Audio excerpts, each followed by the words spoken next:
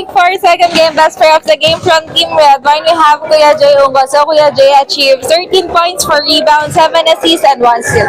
So, Kuya Jay, since, ano na po, na-outnumber, first half po, na-outnumber nyo po sila sa pasok ng tao since madami pong naging big man nung first five nyo. Kuya, ano pa sa tingin nyo yung kinulang kayo nung first half since muntik na po kayo mahabol sa lamang nyo since naging lamang nyo din naman po ay 10 points or umabot po siya ng 10 points. So kuya, ano sa tingin nyo pa yung kinulang kayo? Siguro sa mga puwan lang naman, sipag lang kasi talaga. Ayun lang naman lagi ko sinasabi sa kanila, once na pumasok sila sa court, bigay na nila yung 100% kasi sipag ang magpapanalo lang sa amin.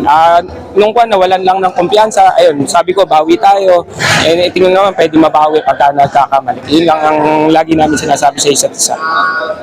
So, kuya, since yung naging second five nyo nga po is medyo maliliit po yung mga napasok niyong players. Kuya, ano yung naging motivation nyo sa second five nyo since na yung height difference po nung second five is nangibabaw po ang Jean Bulag dahil po sa mga players po nilang matatangkad. Yun nga, talagang kuwan lang, extra effort, walang sasayangin oras, dapat lahat ibigay na. Basta pumasok kami sa court, kamukha nga nun, adjust lang naka-adjust, tinitingnan namin kung ano yung magiging kulang ng grupo na yun, tapos i-adjust lang namin. So, lastly kuya, ano yung magiging message nyo po sa mga teammates nyo para sa next game nyo since papasok na po tayo sa playoffs and ano po yung magiging message nyo sa mga kalaban yung team next week? Sa mga teammates ko, kudos, ang ganda ng nilaro namin. Sabi ko nga, kumpiyansa lang, unselfish basketball, yan lang magpapanalo, and extra defense.